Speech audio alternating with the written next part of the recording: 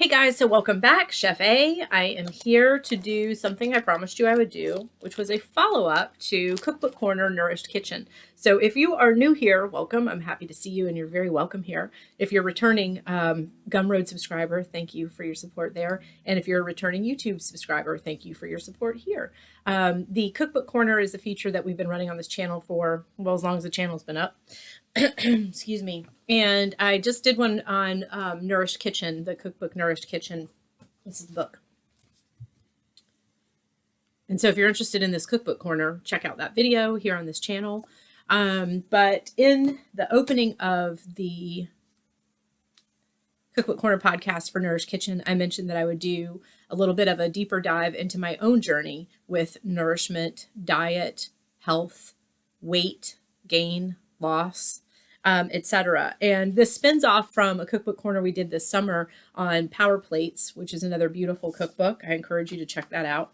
In that video, I mentioned that 2022, and I recorded that back in August and mentioned that 2022 had been a year that had really seen me face a lot of, I'm going to say, challenges and changes in the way that I have been approaching my own diet and nutrition, weight gain, weight loss, etc. And I said that if anyone was interested in me going further into that, I'd be happy to do so. And many of you messaged me and asked me to please continue with that discussion. So I'm here to continue that discussion.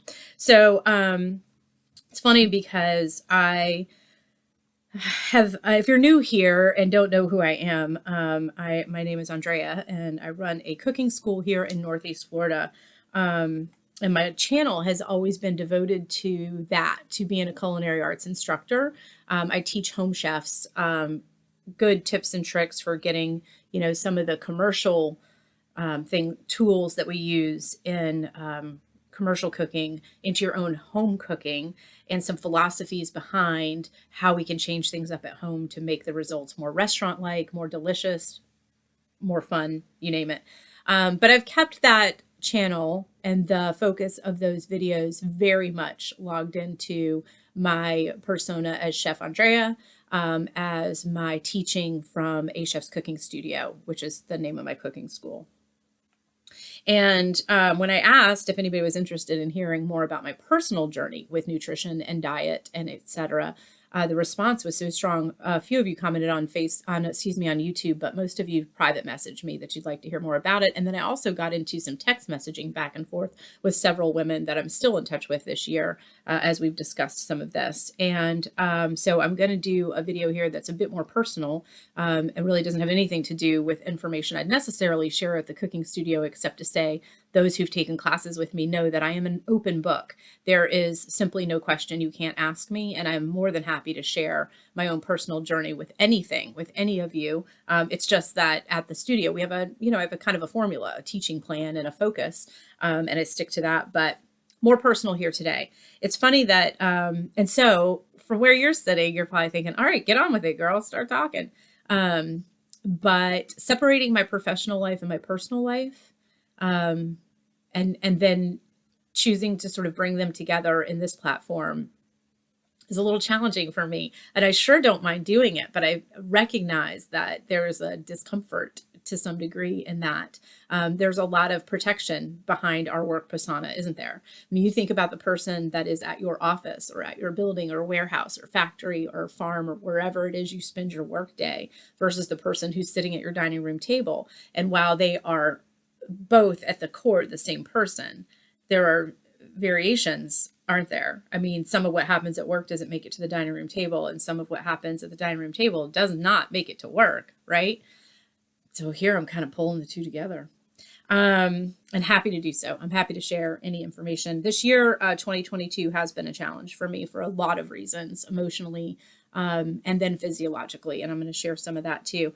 But it's funny that the day that I thought about kind of branching out and recording this video and getting more personal with you guys, I popped onto Instagram this morning and I follow a podcaster there. Her name is Amy Palco, and she's a knitting podcaster. So some of you may not have any idea what I'm talking about, but as you can see, knitting is a big part of my world when I'm not at work. And Amy Palco is a knitting podcaster and a knitter and a professor and a lot of amazing things. And she is out of Edinburgh, Scotland. And one of her trademarks with her podcast is that she pulls a card from a tarot deck and does a reading at the beginning of her podcast. And it's always so, I don't know, it's just really interesting. She's very soothing. She's very calming. And the tarot cards, I mean, she's not trying to read your fortune, right? She's just, it's a point at which we can kind of stop and consider a concept, for a few moments. And so she pulled a card today and then posted it on Instagram. And so she said she drew a card today, and the card that she got was lace. She's reading this as a complexity, interconnection, and integration, a reminder that we are all connected and that sometimes these connections require our whole attention. I think this card in this moment is an invitation to bring greater intentionality to our interactions with each other. This is the first thing I read this morning, knowing I was coming in here to record something a bit more personal for you guys. I think this card is in this moment is an invitation to bring greater intentionality to our interactions with each other and to be more mindful of our impact so that we might make more conscious choices about how we wish to show up for others and ourselves moving forward. This is remarkable to me that this is the card that she pulled and shared on Instagram this morning.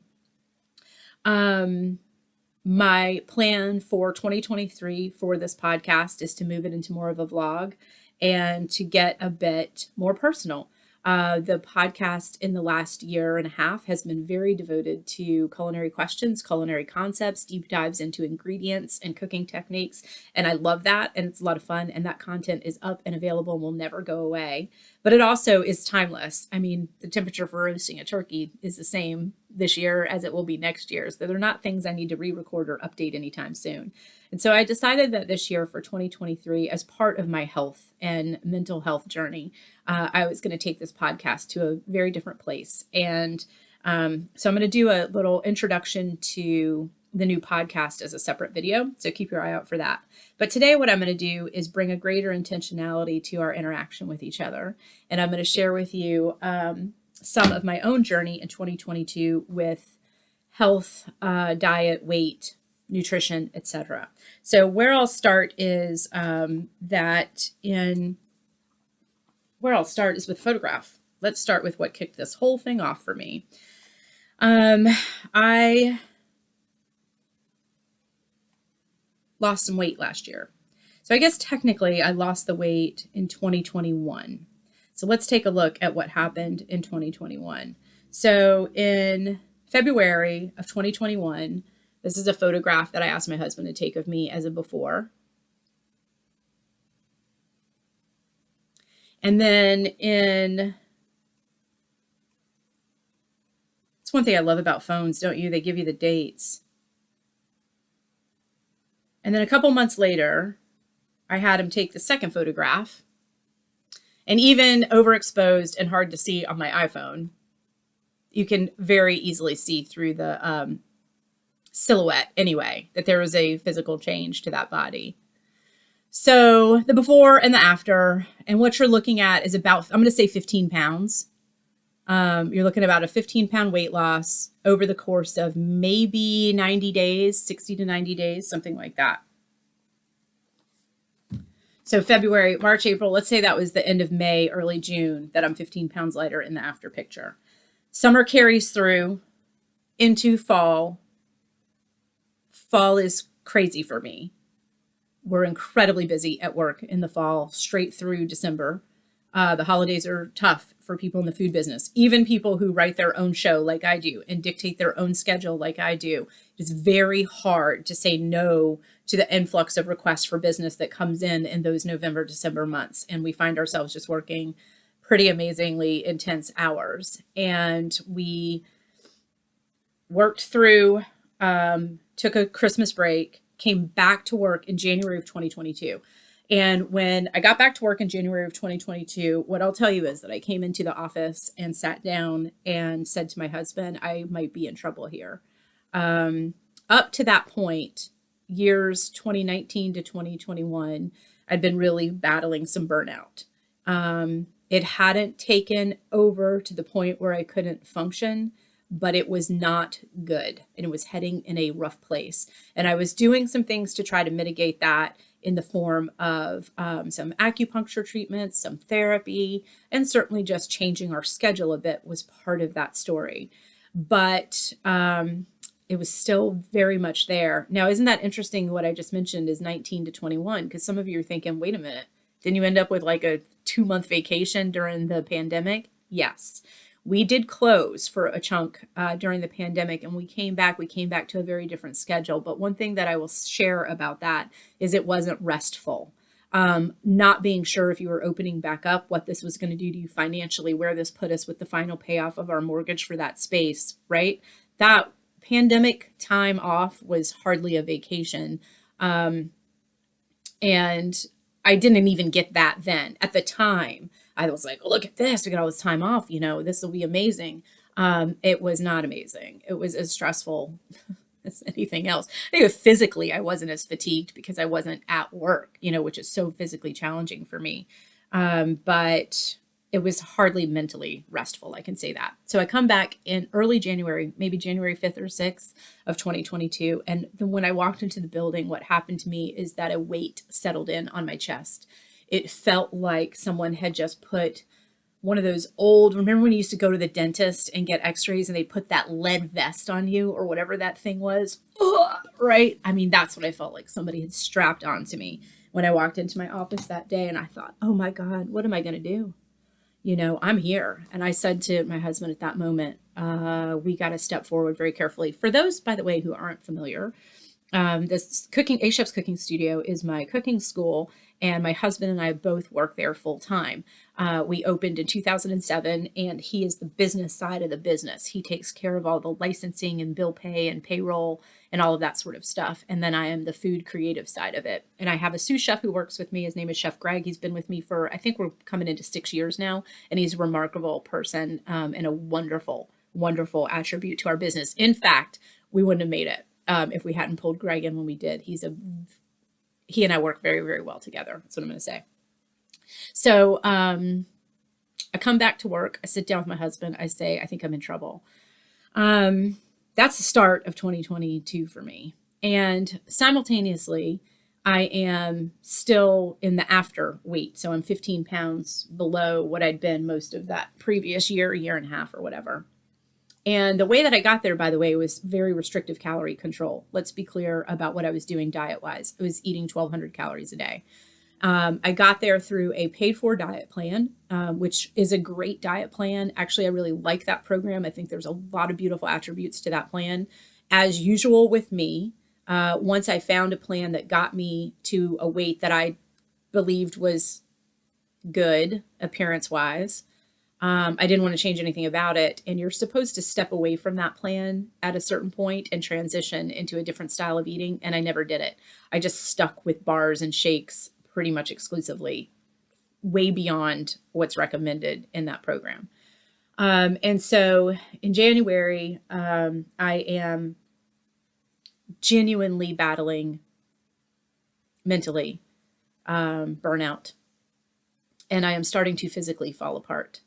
I am dealing with chronic pain.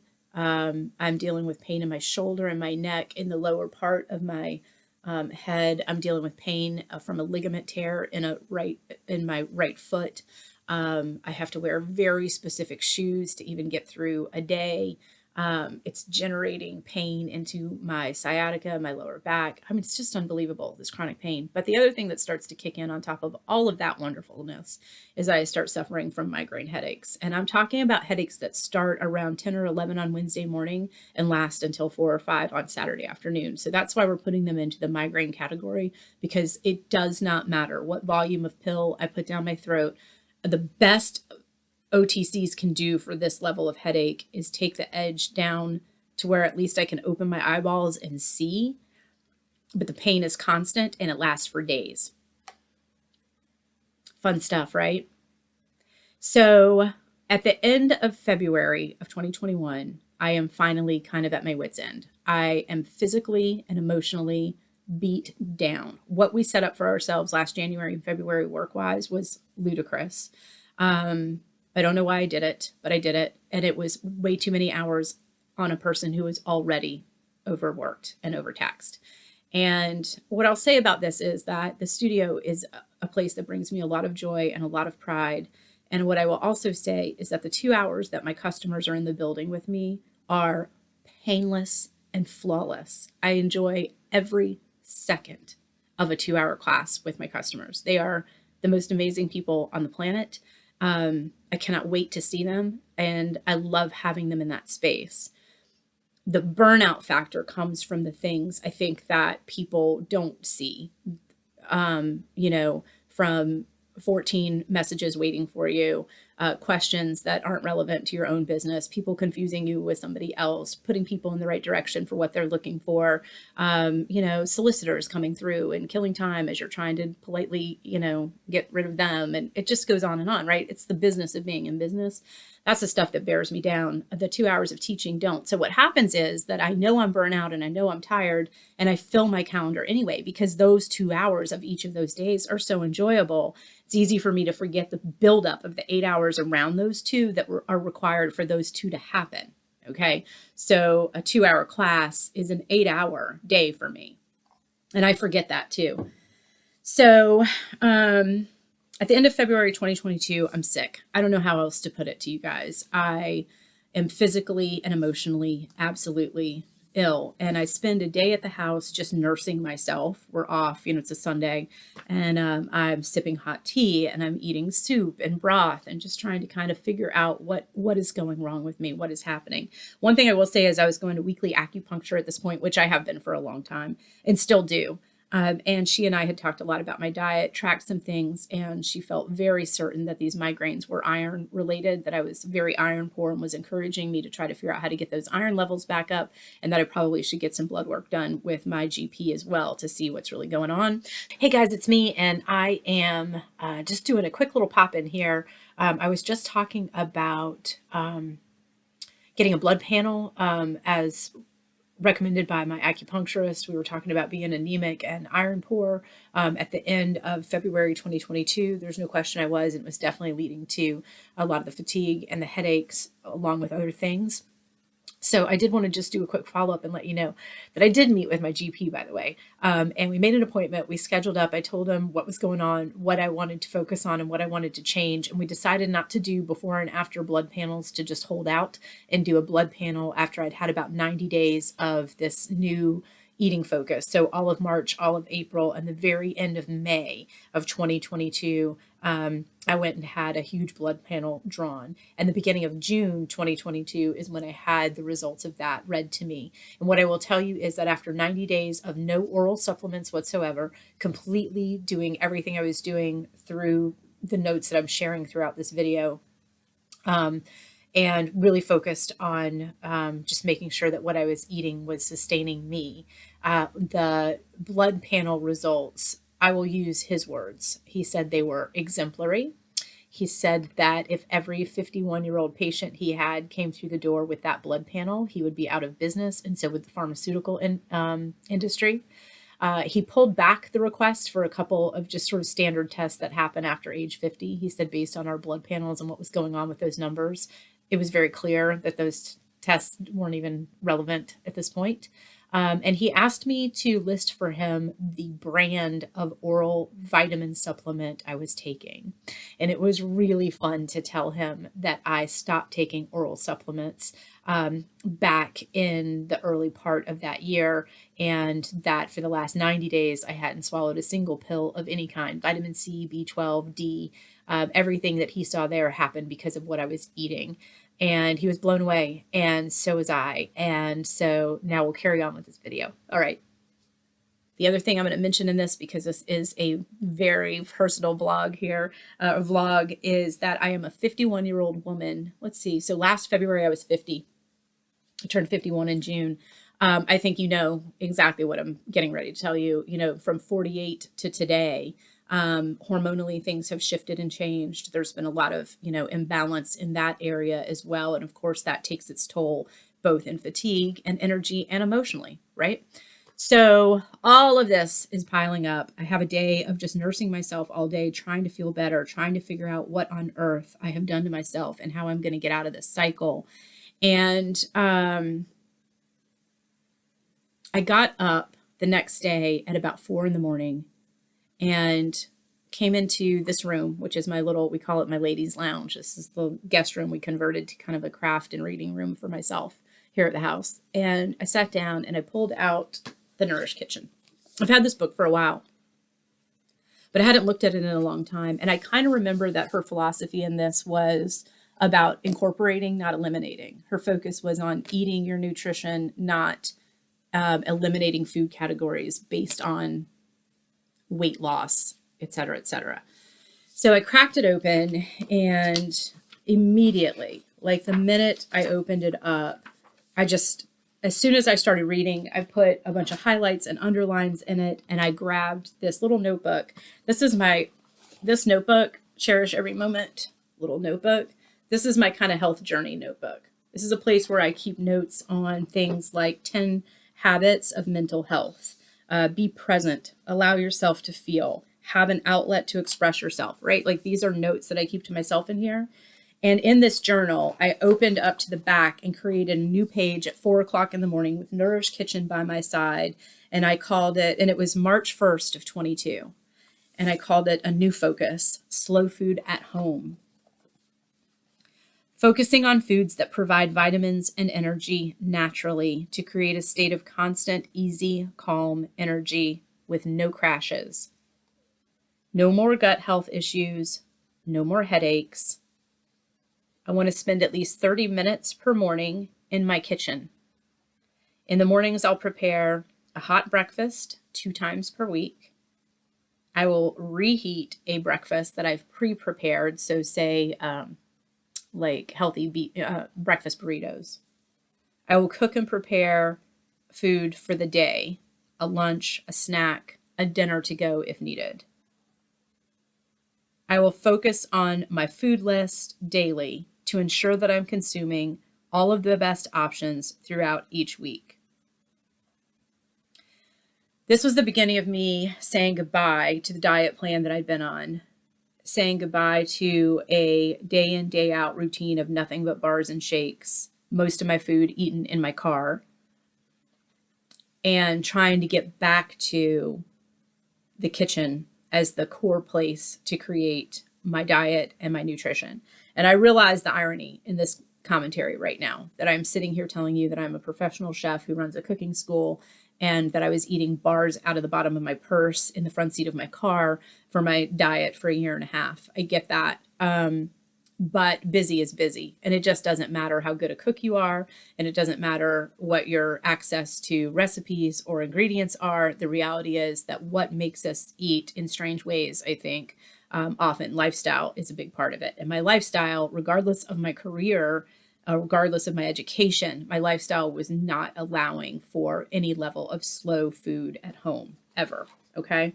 So that's where it begins. And what I did was just sat down with this notebook and just started creating lists of foods that I would like to incorporate back into my world. If bars and shakes are going to go away, then what replaces them?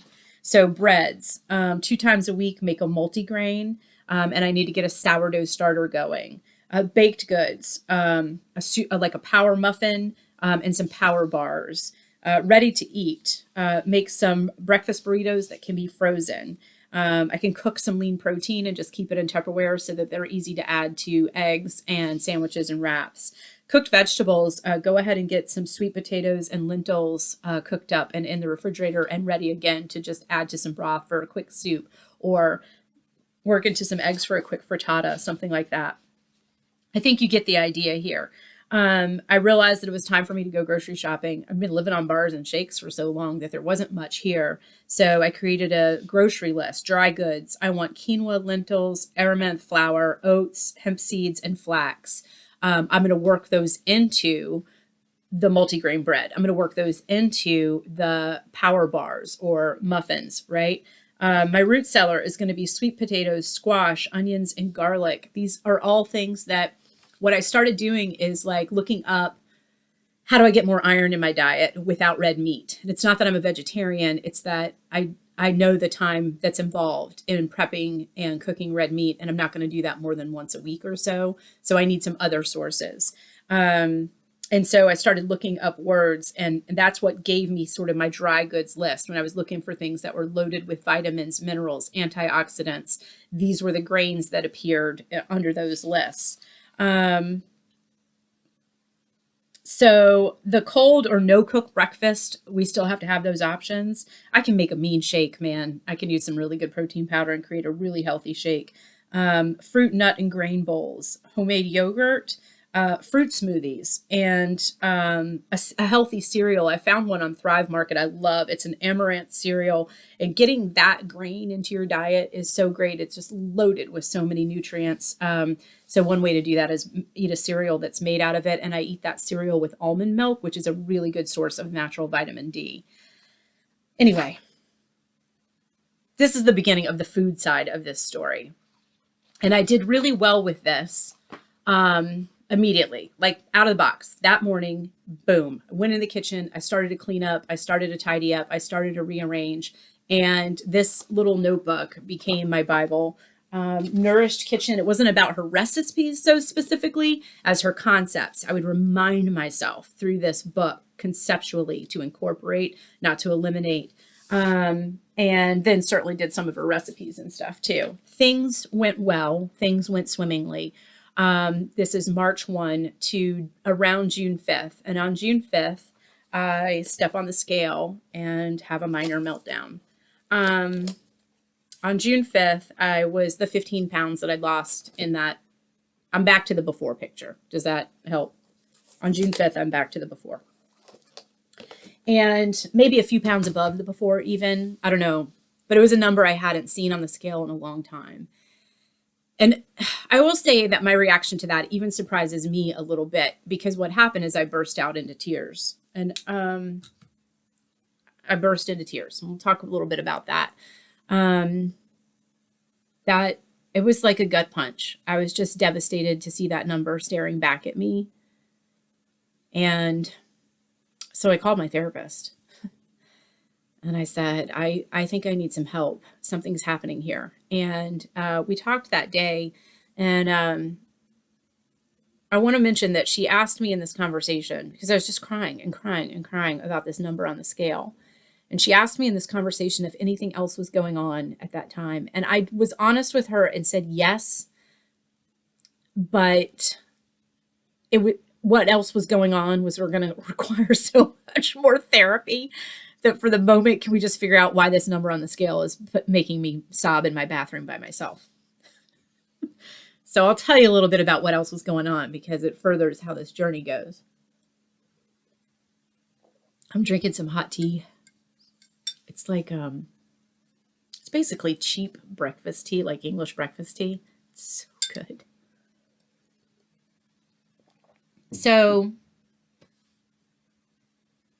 the number on the scale throws me through the roof. And my therapist gave me some homework.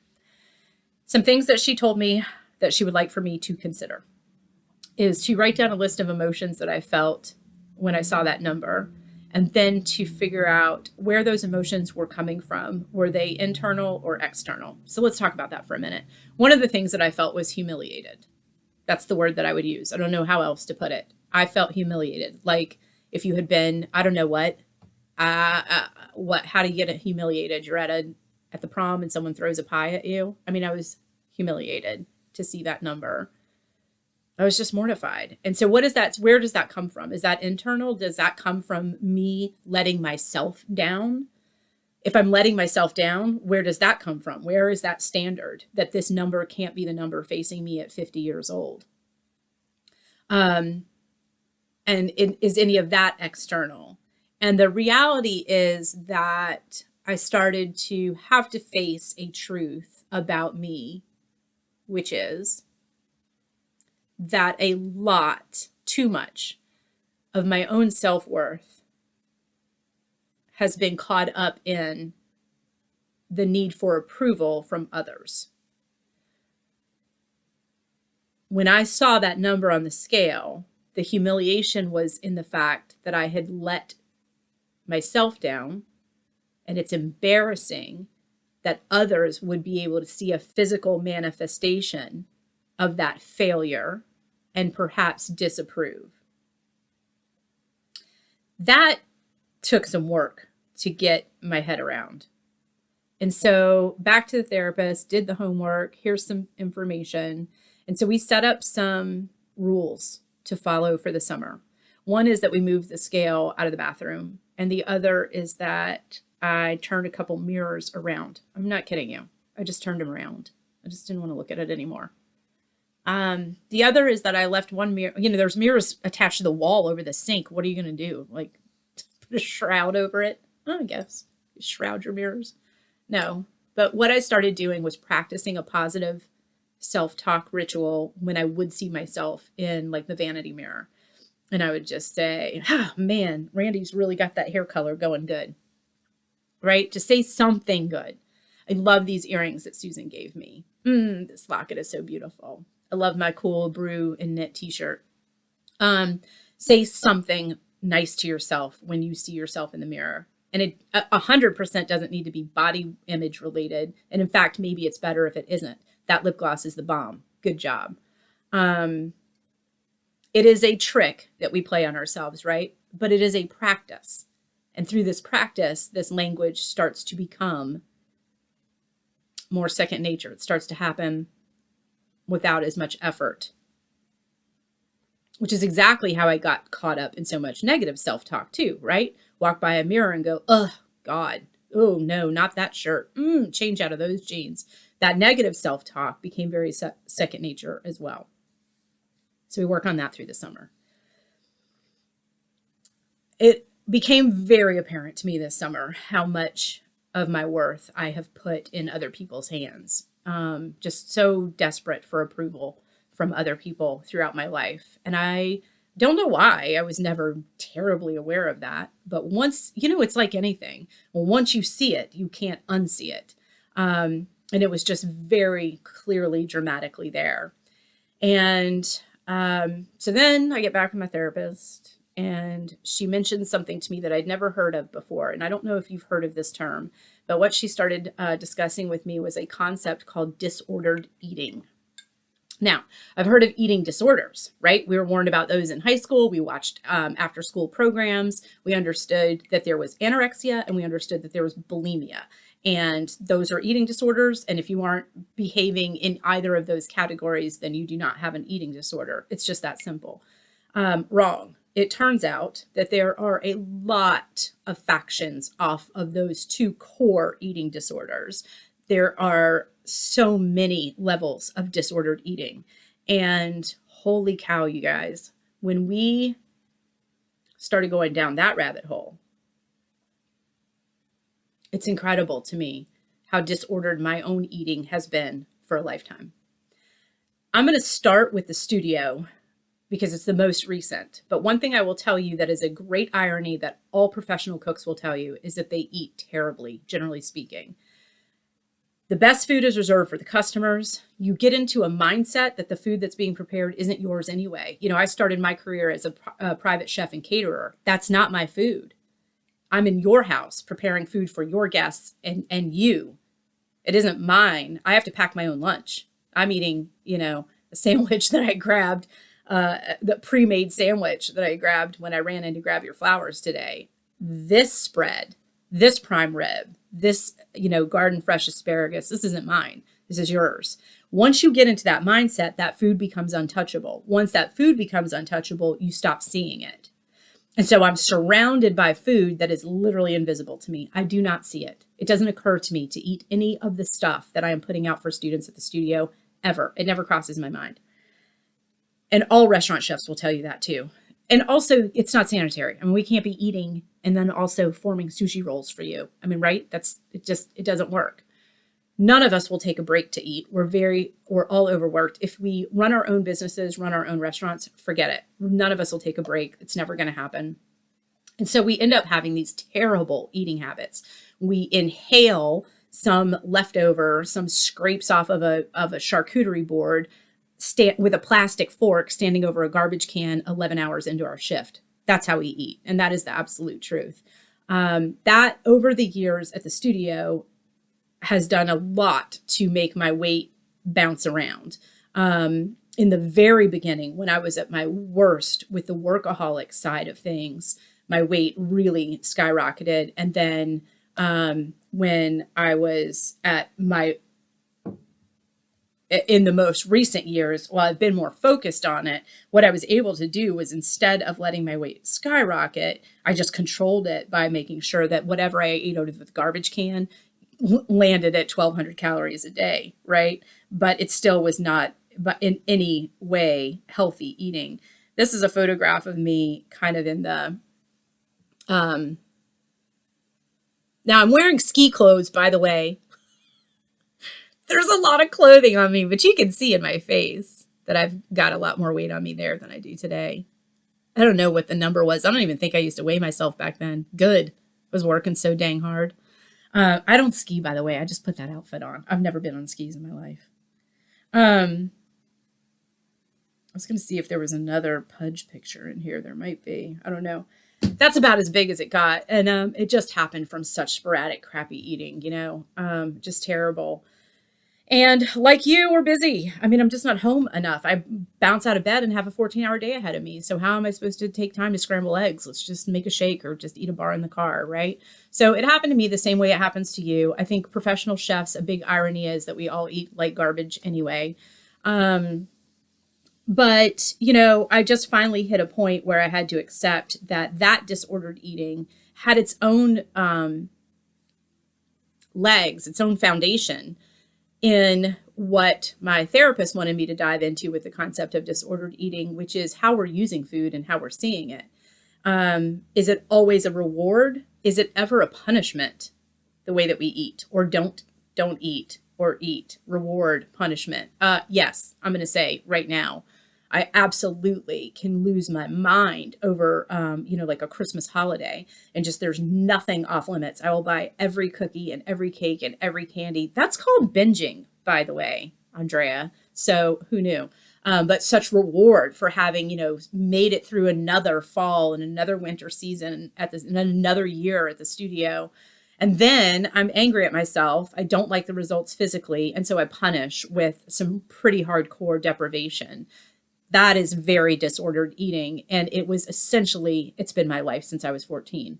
Now, in the work aspect of things, one of the things that she got me to think about was, especially when things were so bad then, the hours I was working at the time that ski picture was taken were insane. And I don't know how I survived it. And I will never go back to that.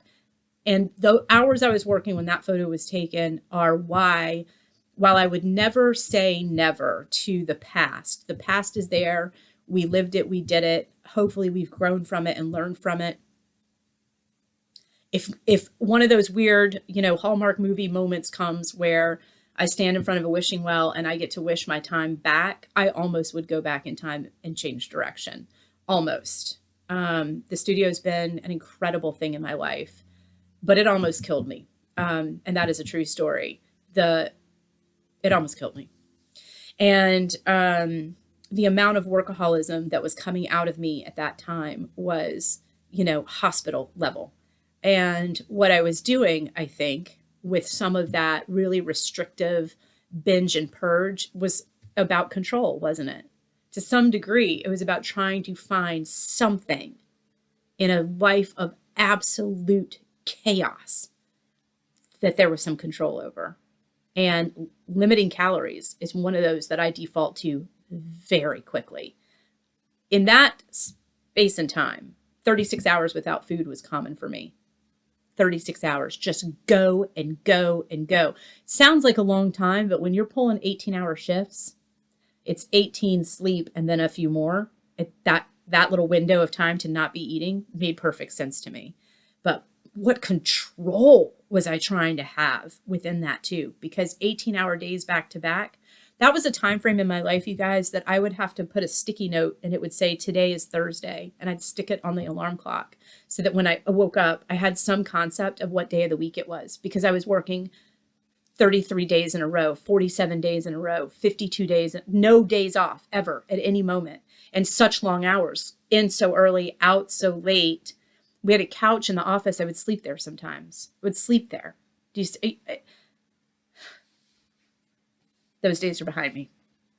But the propensity for disordered eating is still strong in my world because it's basically all I've known. It began very young for me.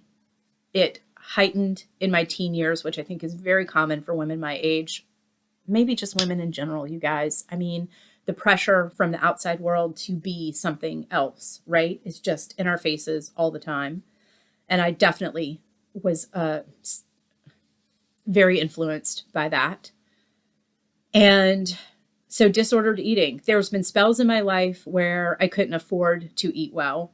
And so those were strange times for me because emotionally, I was so into the way that I looked. I'm not even kidding you. I just was like, oh my God, this body is exactly so amazing. And I was starving at the time. You know, I was getting by on 300 to 500 calories a day from maybe age 19 to 21, 22. I didn't have any money. And so it just, there was no way to eat well. And so I just didn't. And I was incredibly thin. I also started having fainting spells. I'm not kidding.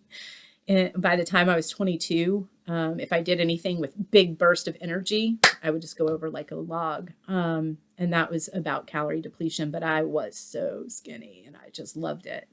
That's disordered eating, kids. I mean, there it is.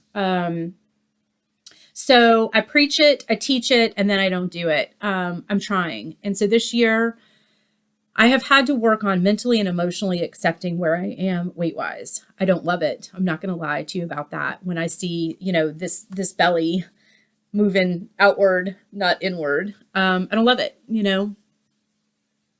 I don't love it. But I love me. I love my job. I love my husband. I love what we've created. I love my customers.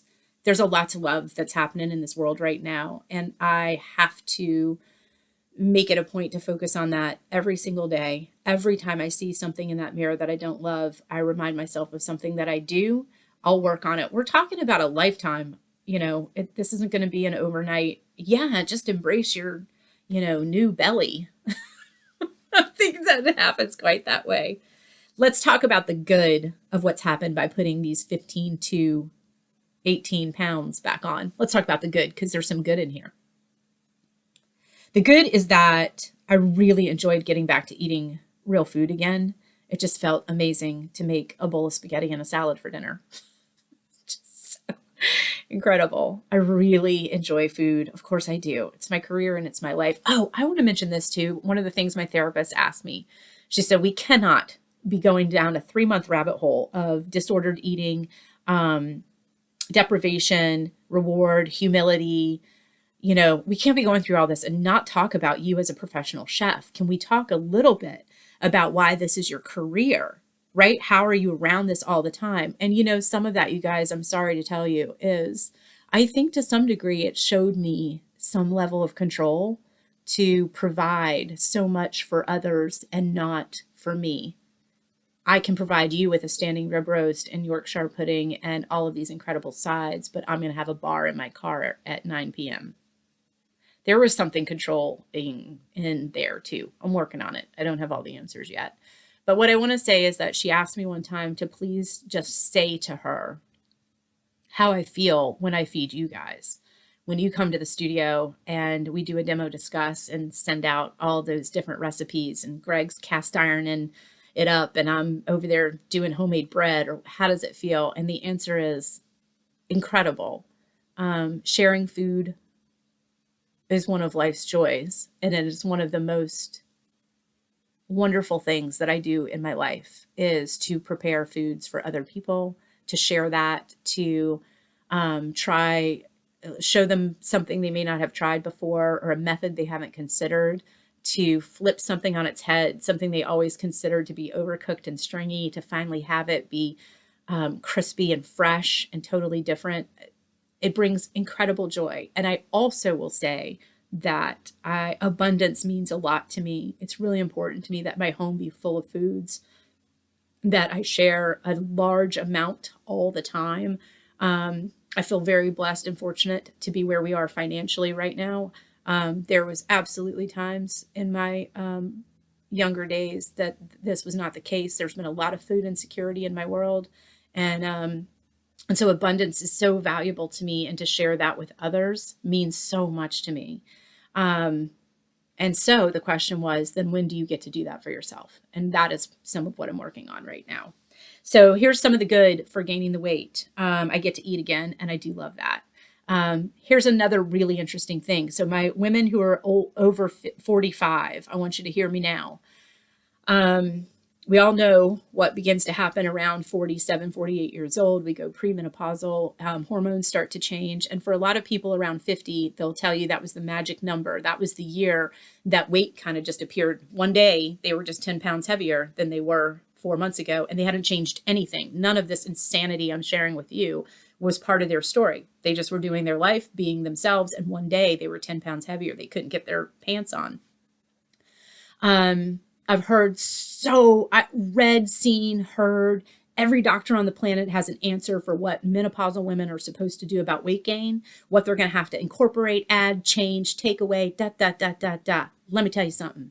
Here's a perk to gaining weight. Do you know that my premenopausal symptoms prior to the weight gain were horrific? The 4 days around my cycle were, the level of depletion for me was insurmountable. How I powered through is because that's what I do. I power through. The fatigue, the foggy brain, the emotional roller coaster, the depression. Oh my God, just terrible, you guys. The minute I got that 12th pound on me, that was my magic number. Those symptoms disappeared, and they have not come back. They haven't come back. I have no premenstrual cramping, fatigue issues, pain, discomfort. Things are so comfortable that I actually forget that I am menopausal right now. I forget it. It leaves my train of thought because I'm not suffering from any side effects from that. So here's my question. We gain 10 pounds at age 50. We don't know why. We blame ourselves. That's number one. Well, because we suck and we're not good enough. And yeah, that's where we first go. We get frustrated enough after making some attempts and no changes that we go to see a doctor. And the doctor says, we're going to have to walk 2 extra miles every day, and you're going to have to eliminate carbohydrates and blah, blah, blah. I have a question for you guys. Do you think it's possible that your body knows anything that your GP doesn't? How about your male white GP? Is it possible that that dude might know nothing about your 50, 55-year-old female, Native American body? Is that possible? I think that this body needed to put fat on it when I started to go into menopause. And I think that the reason is that extra fat helps alleviate some of the side effects of hormone drop and hormone depletion. I think that the extra fat is an energy source at a time when our energy stores are low. I think that extra fat is what helps our brains function. Fat is the key to being smart. And the brain fog and brain fatigue that was coming goes away when there's an extra store of fat to look into. I think that when this body left alone does its own thing, and what it does doesn't fit a standard, like a magazine cover standard, if that's where you're going, but feels better, then we need to listen to the body. I feel remarkable. I want you guys to know that. I just feel absolutely fantastic. The migraines, all of that stuff, completely gone. The battle is that I have 8 pairs of jeans I can't fit into right now and had to go up a size. The battle is, again, what happens to me between my ears, my own thoughts about myself when I see myself in the mirror, or that shirt that was so cute a year ago, I can't even button it today. But I feel incredible. So one thing I'll tell you is that I did a little deep dive into the BMI chart because that's where I was using a lot of my standard. If I was going to tell myself that this isn't about the mirror and this isn't about your pant size and this isn't about ego, this is about health. And this BMI chart tells you that you need to be this weight. Let me tell you a little nugget that I found on the internet about that BMI chart, and you can look it up for yourself and find this information for yourself. The body mass index chart, that one that's hanging in the GP's office. And the reason I mentioned if your GP is a over 50 white male, I just feel like the information he's working from, he read. He is not menopausal. He has absolutely no idea what you're going through. I'm sorry to tell you that. He may be a super nice dude. Mine is. I think he's just a wonderful person. He has absolutely no idea what I'm going through. He's read about it, but that's not experiencing it. I want to tell you about that BMI chart. The BMI chart that's hanging in those offices, that chart was developed using the foundation of an adult white male. I'm going to say that again. The BMI chart's foundational information that created the green, the yellow, the red, the orange, the different layers of where you're supposed to be based on height and weight and fat content, that is based on adult white males. So if you are watching me and you are not white, your ethnicity has a lot to do with how your body shapes, forms, stores fat, stores muscle, builds muscle, burns fat. If you are a female, that chart was written for men. I want you to look at your husband, look at your partner, look at your father. What on earth in common do you have with what they're going through over 50 versus what you're going through over 50? The answer is essentially nothing. We age differently. Our body requirements are different. What we're going through hormonally is night and day. So why are we holding ourselves to the standard of a chart that was created for essentially a different species? Am I going to follow the BMI chart of a rhinoceros? The BMI chart of a giraffe? I like giraffes. They're tall and skinny. Maybe I should hold myself up to that standard because I sure would like to be both of those things. It's nonsense. What I want to say to you about your own weight and your own health journey is I think your GP has a good role in it, and I think you need to pay attention to those numbers. I wonder if talking to a therapist isn't going to be helpful as well. Do some of your own research and talk to yourself about how you feel. Maybe give yourself 90 days of a different style of eating and just take some notes for yourself about what improves and what doesn't. When I am 15 pounds thinner, I like the image in the mirror so much better, and I feel like death every day of it. When I'm 15 pounds heavier, my self-esteem takes a hit, and I feel like I could run a half marathon. I am so much brighter, so much clearer, so much more well rested. Everything is better at this weight. The only thing that's suffering at this weight for me right now is one, a chart designed for adult white men that tells me I should be 7 pounds thinner, and two, my own ego, my own bruised, little wounded ego that needs to see something else in the mirror, and I am working on that. So back to Nourished Kitchen. The last 8 to 10 weeks, my diet's been terrible. October through November, it's just been a mess again. And I'm reading back through this and thinking, how did you get here again? You know, I'm back to using bars in the car to just keep me sustained. At least it's better than skipping, I will say that. But when I take a breath and just remind myself what we've been through this year. So what we've been through this year, what my schedule looks like right now, what my schedule's about to look like. It is what it is. Come December 22nd, when the studio closes down, and this year we are taking a real break. We will not be back until January 14th. So I learned from last year, take a real break. I will be able to get back to a hot breakfast a few times a week and some meal prep and some meal planning. I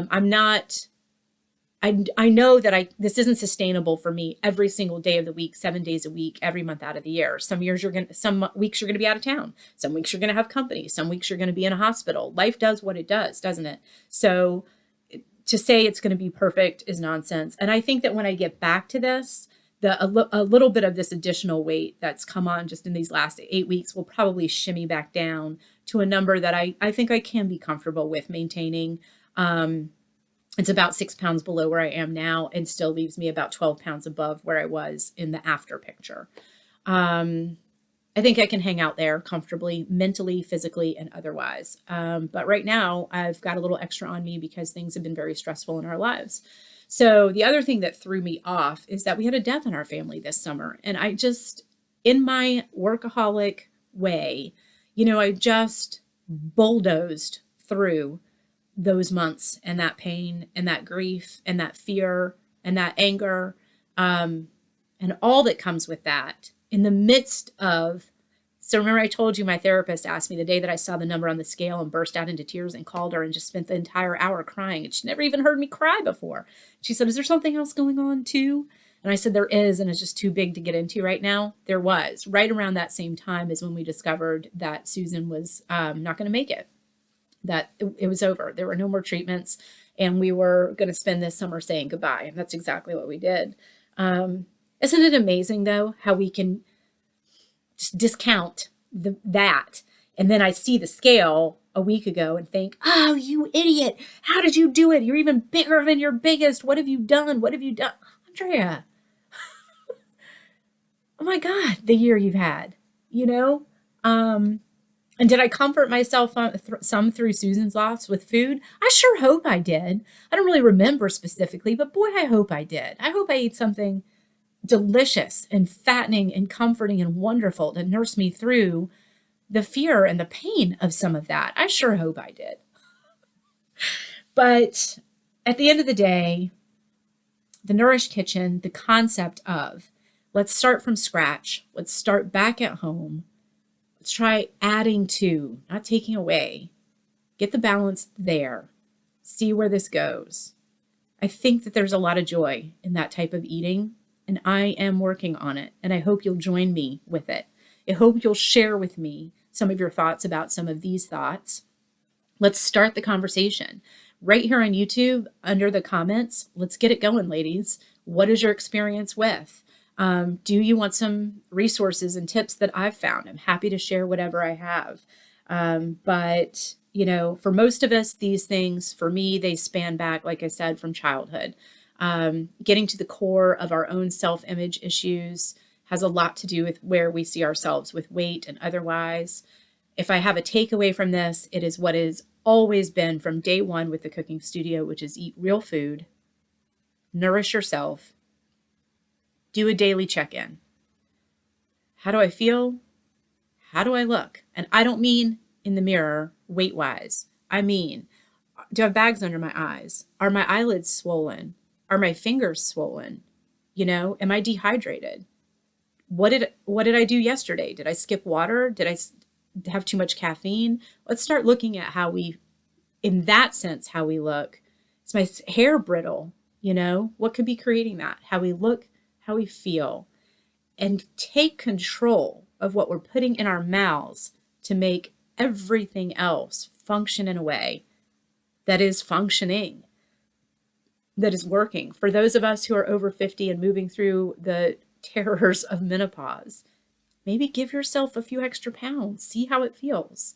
See how that feels. Be kind to yourself. And I'll be kind to myself. And let's eat well. And let's do that together. So there's part 2 of the Nourished Kitchen. So much longer. If you stuck it out for this, I hope that there was some help in that. The Power Plates Cookbook Corner that kind of kicked off this whole conversation is a great example of that same thing. Each of those bowls just builds nutritionally, so that when you dig in, you are eating golden, glowing skin and beautiful hair and incredible energy. That's what you're consuming there. So embrace it. I will do the same. That's what I'm telling you. I'll do it too. Let's do it together. Nourishment is what matters. For those of you who are local to me and coming to the cooking studio this winter, I can't wait to see you. I am launching some of our own Nourished Kitchen classes, and that's really what they're devoted to. A core recipe, then we've got our add-ins and the deep dive nutritionally of what those bring to it, and we'll show you how to power pack everything so that you get the most out of that piece of whole grain toast that you made yourself. That's it. Thank you guys for listening, and let's go. 2023, a new year, a nourished year. Let's do it together. I hope you guys have a delicious day.